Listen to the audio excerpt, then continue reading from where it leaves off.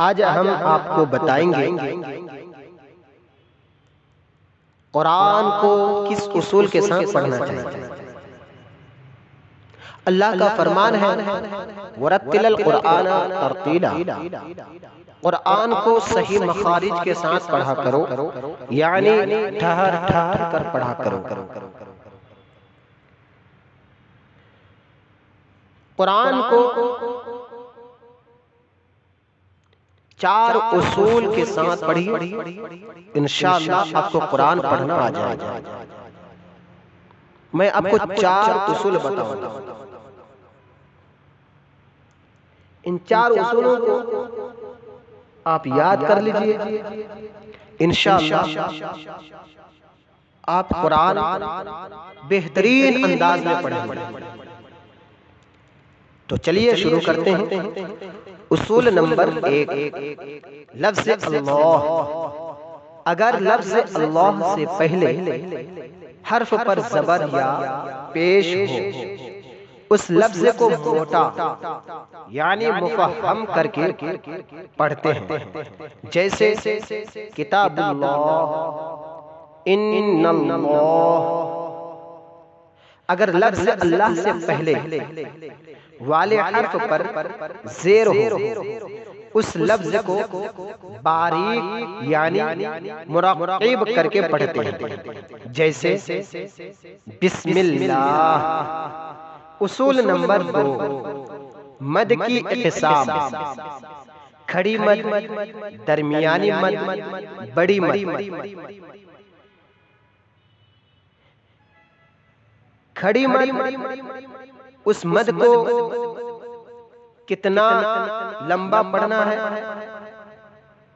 उसका आसान तरीका यह है कि अपने हाथ की उंगलियां बंद करके सिर्फ 2 उंगलियां खोलें।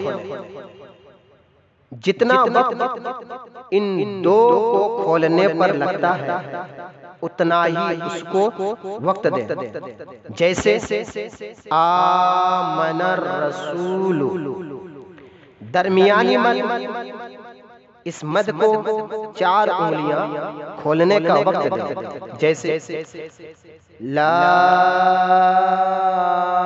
अअबुदु मा तअबुदून। बड़ी मद, इस मद को 6 उंगलियां खोलने का वक्त दें। जैसे अलिफ लाम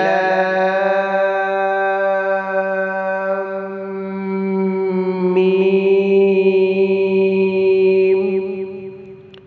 उसूल नंबर 3, इंसान के ज़बानी अरबी के 29 हुरूफ़े तहज्जी को आसानी से पढ़ते हैं, मगर मुंदरजा ज़ेल उसूलों को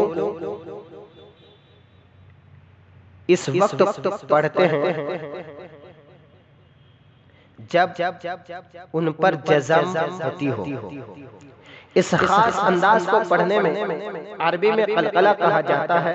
वो ये है कुतुबो जद्दिन, यानी क़ाफ़, ता, बा, जीम, दाल।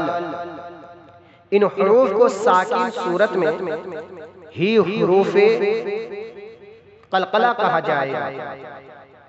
अगर इन पर ज़बर या ज़ेर या पेश हो तो फिर कलकला के साथ नहीं पढ़ा जाएगा। इनको पढ़ते हुए लगता है कि वो साकिन हर्फ एक नहीं बल्कि 2 है। जैसे अब्दिल्लाह। नोट, बाज़ औक़ात ऐसा भी होता है हुरूफ़े कलकला साकिन तो नहीं होता, मगर उस पर वक्फ करना पड़ता है। ऐसी सूरत में भी कलकला होगा। खुलिक़ल इंसान मिन अलक़, क़ाफ़, ता, बा, जीम, दाल। कुल हो वल्लाहु अहद। इसमें तनवीन है, जैसा कि पहले में अलक, तो इसके नीचे तनवीन है, दो जेर है। और कुल हु वल्लाहु अहद, दाल के ऊपर भी तनवीन है, यानी डबल पेश है। उसूल नंबर 4,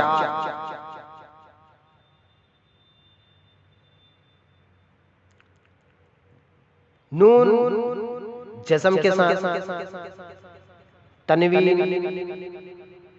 इन दो जबर, दो जेर, दो पेश। पूरे कुरान में तिलावत करते हुए अगर नून साकिन या तनवीन आए तो आप उसके फौरन बाद देखें। अगर बा आया है तो आप नून और तनवीन को मीम की आवाज में बदल दें, जैसे अंबिया। यहाँ नून की आवाज मीम की आवाज में बदल गई। अगर नून साकिन और तनवीन के बाद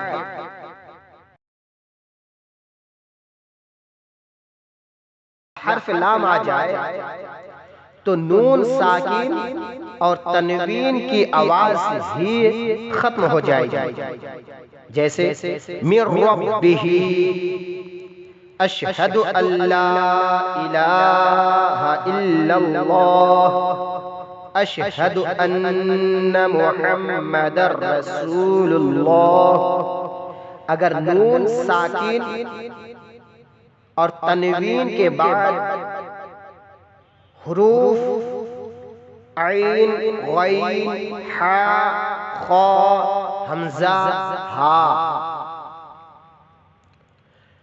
में से कोई हुरूफ आ जाए तो फिर नून और तनवीन की आवाज को वज़ह करके पढ़ें, जैसे अन्अमता। लेकिन अगर इन हुरूफ में से कोई हर्फ ना हो तो फिर नून साकिन और तनवीन को नूने गुन्ना की आवाज में बदल दे, जैसे अंफुसुकुम। आपको मेरी बात समझ में आ गई होगी इंशाअल्लाह।